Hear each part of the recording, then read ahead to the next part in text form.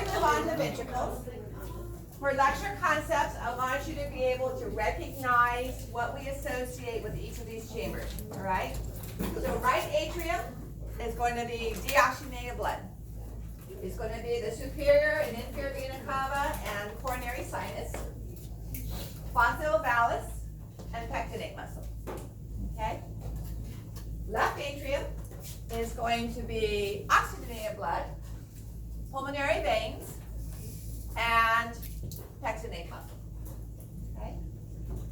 Yes? Why did you call them veins again for the left atrium? Because they're under a low pressure, because they're carrying blood back to the heart, and that changes the structure of what the vessel is made up of. Okay?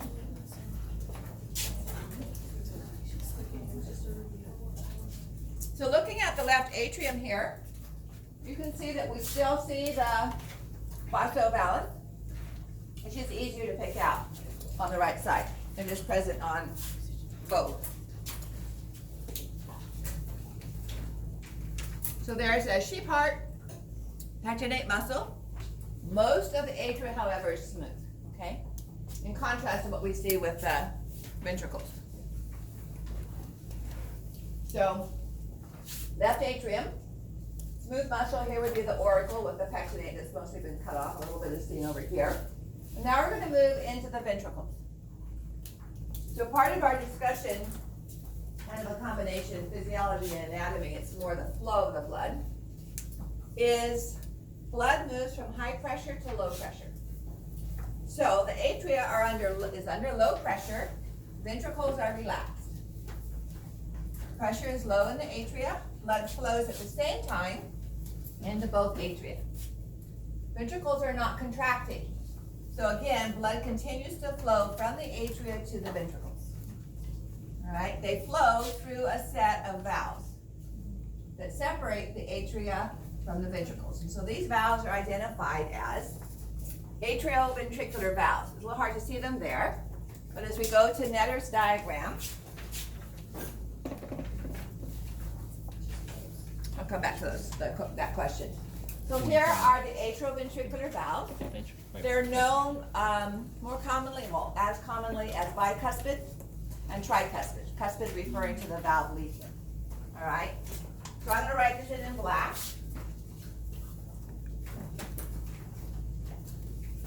They're shared between the atria and ventricles. So this would be the left right atrioventricular valve, and it has 3 cusps.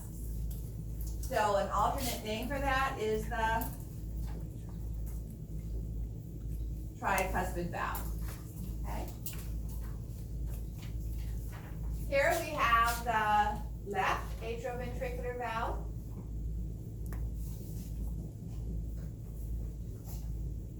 And it only has 2. Probably for the same reason that the left lung only has 2 lobes. Compression with development with this organ moved over to the left, not as much room. Okay? So this is also known as the bicuspid valve. And with the 2 bicuspids, if you turn it upside down, it looks like a Catholic bishop's hat. So it's also called from the mitre view, the mitral valve. Okay? So that's seen more commonly in like mitral stenosis, referring to the left atrioventricular valve. So another name for that is mitral valve. Okay. So these valves open and close not because of muscles pulling on them, but because of a difference in pressure. So when atrial pressure is higher than ventricular pressure, because the ventricles are relaxed, blood pressure is going to force those valves open. Okay? And blood will continue to flow from the atria to the ventricle. When the ventricles start to contract, blood is pushed up between the wall and the valve, and that pushes the valves closed. Okay, so it's that difference in pressure that pushes them closed, not any muscle tugging on it. Now it's muscle contracting that changes the pressure, all right? But it's the pressure of the blood as the chamber gets smaller, pushing those valves closed. So between the right and the left atria, we have right atrioventricular valve, between the right atria and right ventricle. And between the left atria and left ventricle, we have the left atrioventricular valve. Okay. Now we move into the ventricles. So the right ventricle again is receiving deoxygenated blood, and the left ventricle is receiving oxygenated blood, continued flow from the atria.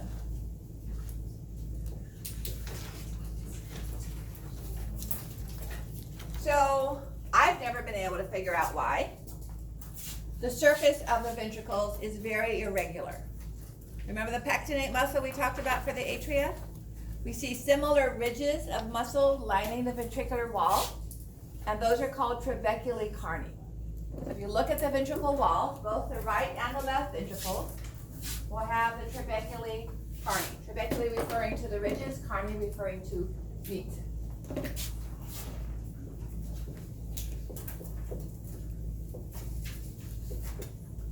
In my opinion, this really doesn't add anything to the heart. It just creates little crevices where blood cells can settle and clots can start to form.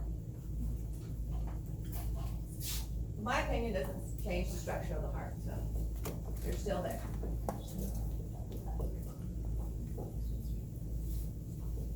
I haven't forgotten question 4. We'll go back to that. So that's what these little irregular surfaces that you see here are referring to, are the trabeculae carni. Okay? And both the right and the left side will have those.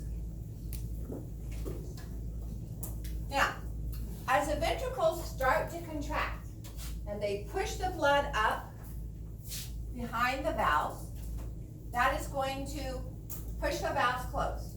All right? Ever been in a strong wind and had your umbrella turn inside out? So as pressure increases in the ventricles before the other valves open, those valves could flip inside out and let blood get pumped back up into the atria instead of back out the vessels, the large vessels. So we have fibrous strings or cords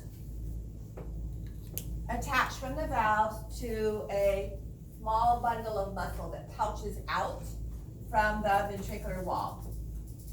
So these cords are identified as chordae tendineae, tendinous cords. And the muscles are called papillary muscles. So we have 3 named muscles. Pectinate muscle in the atria, and trabeculae and carni, particularly trabeculae carni and papillary muscle in the ventricles. All right, so here would be the chordae tendineae, and here would be the papillary muscle. So we have 2 valve leaflets in the left side. We have 2 papillary muscles. We have 3 valve leaflets on the right side. We have 3 papillary muscles. Okay? One additional structure, and then we'll go back to that question 4. It looks like it might be a papillary muscle, but it's actually an extension of conducting cells that go from the wall between the 2 ventricles over to one of the papillary muscles. Only in the right ventricle. It's not present in the left, and it's not in your model, but we will see it in the sheep heart. It'll be very thin in some and very fat in others. And this structure is known as, I'll write it up here, a moderator band.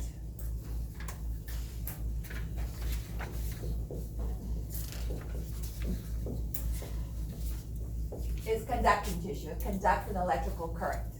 So it's part of the heart's sending electrical current through the muscle. So what do the papillary muscles do? If it's pressure, blood pressure that pushes the valves closed, and they're not pulled closed by muscle, the purpose of the papillary muscle is to adjust the tension of the chordae tendineae. So as pressure in the ventricle rises and the valves look like they're going to turn inside out, the papillary muscles contract and keep those cords pulled down. So they're not closing the valves, but they keep them closed. Okay, they keep them from flipping inside out. let's go back to question 4. So the pulmonary veins transport blood to the right atrium or from the right atrium, or to the left atrium or from the left atrium. There's only one correct answer.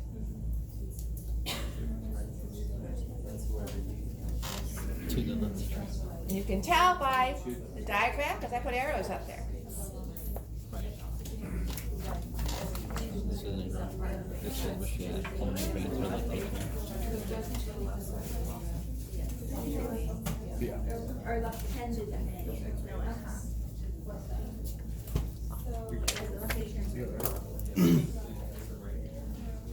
Did you hit your Yeah. humor or your funny bone? My old, what was it called? Old something.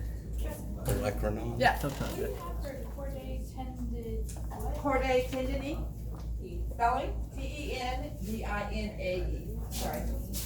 Looks like an S on the end of that. Electronon. Kind of like the levy. Or humor. You're still thinking. Chorion levy, yes. And the moderator band is connected to the papillary muscle on the right side. To the papillary muscle on the right side. We call this band separating the right and left ventricles the interventricular septum.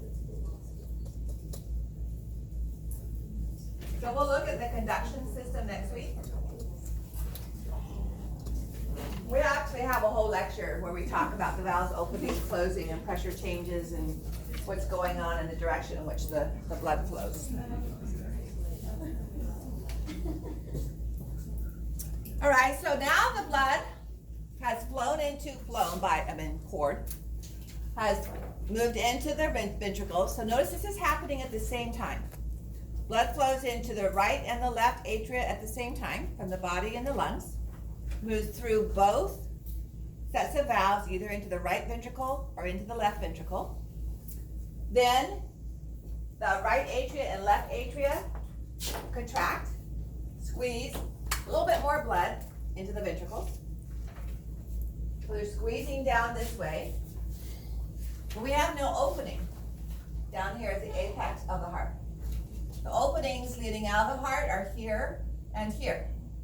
So we want to start our contraction from the apex and move it up this direction, okay? That's what pushes those valves closed. Now we have a closed chamber. We have closed chambers because we don't immediately move blood out of the large vessels of the heart. So from the right ventricle, blood is going to flow into the pulmonary trunk and to the right lung and to the left lung, okay? But we don't want it flowing back into the ventricle when the ventricle relaxes. So we have another set of valves that are oriented in the opposite direction. Atrioventricular valves are hanging down into the ventricle. When pressure rises, it pushes those, from the ventricle side, it pushes those valves closed. And then when the ventricles relax and pressure is higher in the atria, it pushes those valves open, okay? While the atrioventricular valves are closed, ventricles continue to contract and they open up a set of valves in these great vessels. They're shaped in this direction because now the pressure rising is going this way and that opens up those valves. All right, until those open, this is a closed chamber. And pressure rises really fast, keeping the AV valves closed but pushing open the semilunar valves. And there are three valves for the three leaflets for the semilunar valves. So all the valves have three except for our left atrioventricular valve. So we have the aortic semilunar, which comes in the middle of the heart because the aorta rises kind of out the middle of the heart. And the pulmonary semilunar, which is more towards the anterior surface. So this is going to be a pulmonary semilunar valve.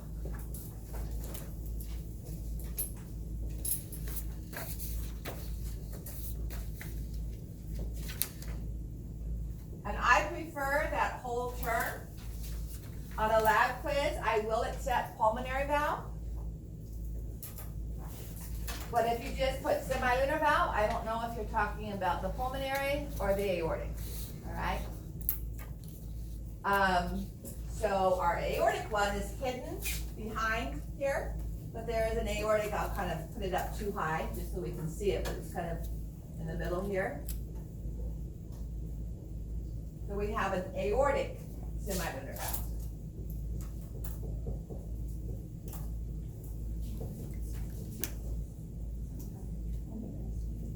Now some textures call them the right semilunar and the left semilunar, okay?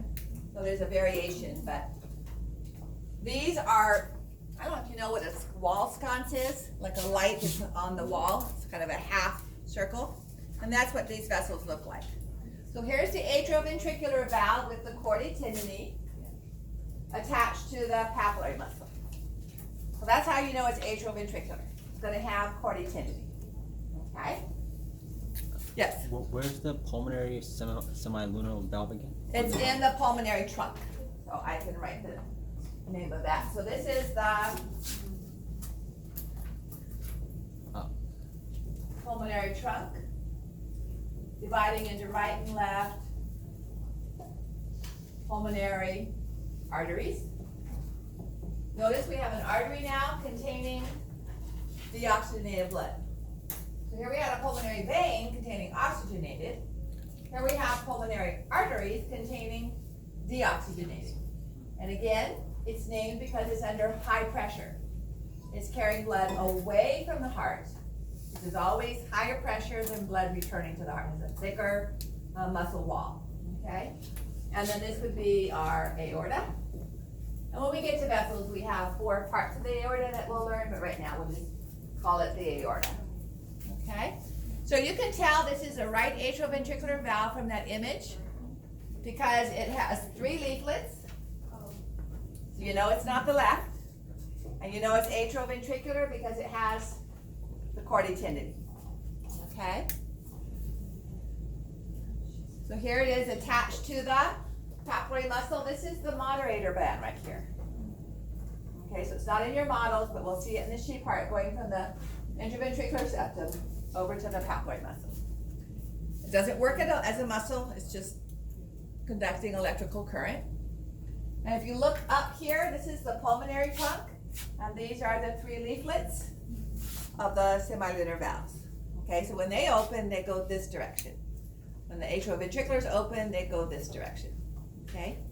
Like I said, we have a whole lecture on just the flow and pressure changes.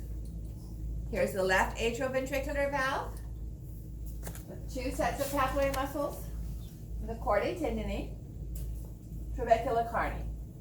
Okay, that irregular ridges. Okay, question 5. Which of the following valves must resist the greatest amount of pressure from ventricular contraction? This is going back to early on when we started lecture tonight. So which ventricle is going to pump with the greatest force? Another way of asking this question. Because if chordae tendineae are rejecting or resisting that force, it would turn those valves inside out. Okay? So is the left ventricle or the right ventricle going to push the hardest, going to push blood the hardest against the valve? Wouldn't it be the left because the contractions happen at the apex? He's closer to the left. Wait, what was your reason? Wouldn't it be the left because the contraction starts at the apex? The apex is closer to the left of the Oh, that's right, the construction. Yeah, it starts at the apex. But I'm asking you guys.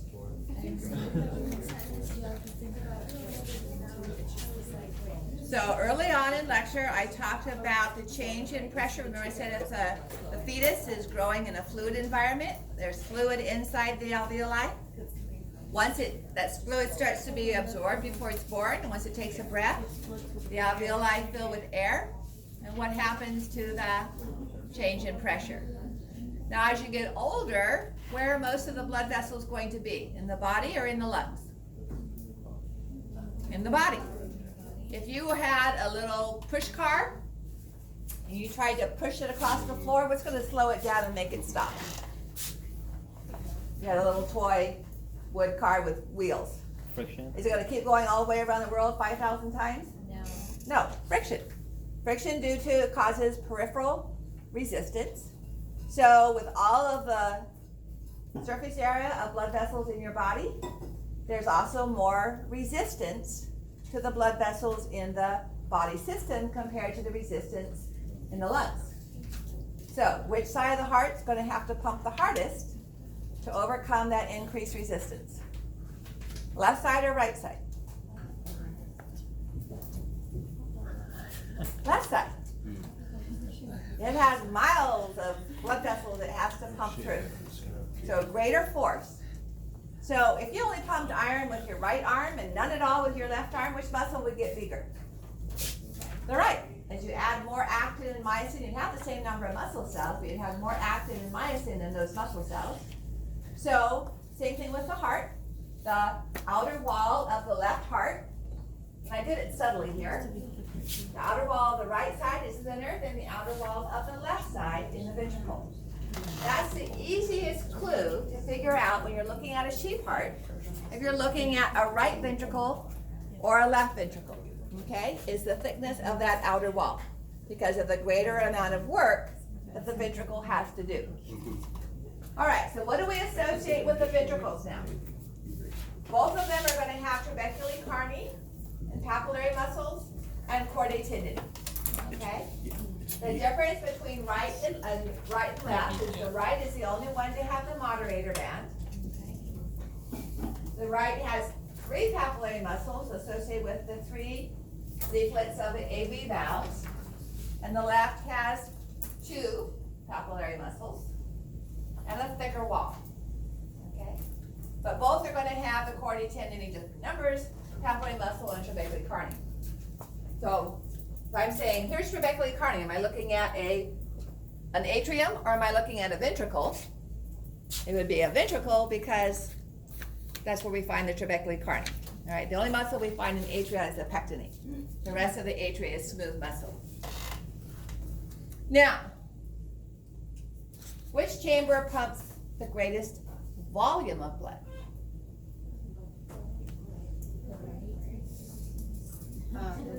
Right. Trick question. It's the same. Because remember, what's going out is coming back to the other side, so what goes out the left ventricle is coming back in the pulmonary. So if I pump out the left ventricle through the aorta, it's going to go to the body. It's going to come back in through the superior and inferior vena cava. What goes out the right ventricle is going to go to the lungs and come back in the pulmonary veins. If I have a different amount, so let's take if my right ventricle is diseased, okay, and it's not very strong, so it's not pumping out as much blood as is coming in. Blood is going to back up from the left ventricle to the left atrium, from the left atrium into the pulmonary veins. It's going to get into the pulmonary capillaries under high pressure. What did we say happened to fluid in the pulmonary capillaries if it was under high pressure? It moves out into the pulmonary alveoli, the lung alveoli. That's called pulmonary edema. All right? That might eventually back up to the right side. If it starts with a weak right ventricle, backs up into the right atrium, backs up into superior vena cava and inferior vena cava, it's going to get into the capillaries of your limbs, face, your body, your leg, and that high pressure is going to push fluid out of the capillaries into the connective tissue, and you get systemic edema, okay? So weak-sided left side congestive heart failure on the left side results in pulmonary edema. You just back it up to the first bed of capillaries, and those would be in the lungs. So that's pulmonary edema. Here you back it up to the first set of capillaries, which is in the body, not the lungs, systemic edema. And that's what happens if the heart is weak on one side or the other and doesn't pump out the same volume. So different pressures between right and left side, but the same volume. So here's a view showing 2 of the 3 semilunar valves. Okay, you can barely see a little bit of the left. So notice that they don't have chordae tendineae.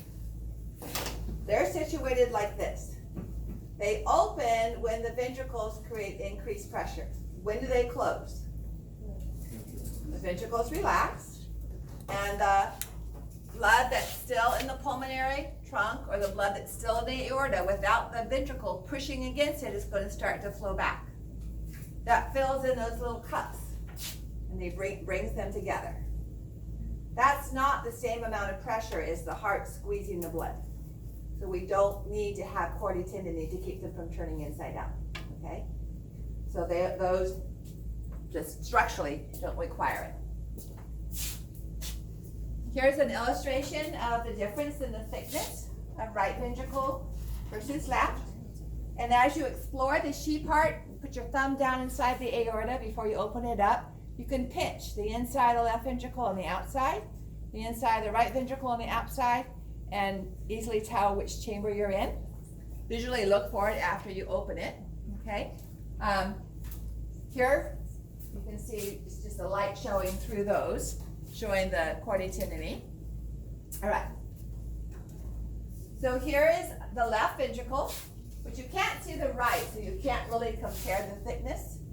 But here's the visceral pericardium, epicardium, myocardium, endocardium, which covers all the muscles and valves and so on. Here are the 3 leaflets of the aortic semilunar. Not the bicuspids because they don't have any chordae tendineae, okay? Now, we haven't done the coronary circulation. We'll take another break and then finish up with that. But if you look at the heart muscle, remember the heart needs a blood supply. Coming out of the aorta are 2 arteries. The very first vessels to branch off of the aorta are 2 arteries, one to the right side and one to the left side of the heart, called coronary arteries. Okay? These come out within they actually get blocked by the semilunar valves. So if you look at an image like this, here's the semilunar valve. See that opening there? And there's an opening there. We don't see that on the right side because there's no veins coming into the pulmonary trunk or arteries going off the pulmonary trunk, only the aorta. Now, when does blood flow into those coronary arteries? When the heart is relaxed or when the heart is contracting? Relaxed. Remember what happens to the blood when the ventricles relax? Pressure in the ventricle drops. Blood in the aorta or pulmonary trunk flows back towards the ventricles, and that fills up those vessels. Now, when the heart is contracting, which is putting more blood into the aorta, what happens to those vesicles? Those valves? They cover up the coronary arteries. So when the heart is contracting and pressure is high, those coronary arteries are covered up by the semilunar valves. Blood can't flow into it until the heart is relaxed, which makes sense because this hand is going to be the myocardium, okay? This hand is going to be the blood vessels branching off the coronary arteries and going deep into the myocardium. What's going to happen to the diameter of those vessels when the heart's contracting? It's going to squeeze them closed or very small, so it doesn't make sense to try to get blood to flow into the myocardium when it's actually contracting, all right? So the myocardium gets its blood flow when it's actually relaxed, and blood can flow through those vessels. So if the heart rate goes from 60 up to 120, what happens to the relaxing, how much time the heart is relaxed? It gets shorter.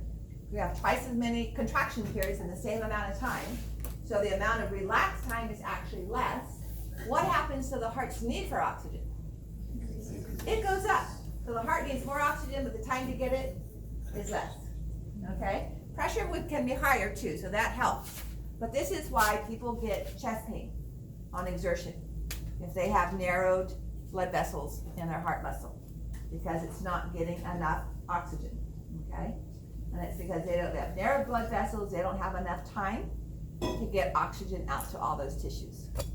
And so it doesn't necessarily mean they're having a heart attack. When they have angina, that means that their tissue is not getting enough muscle and reacting with pain. All right, so this is what I meant by the coronary arteries.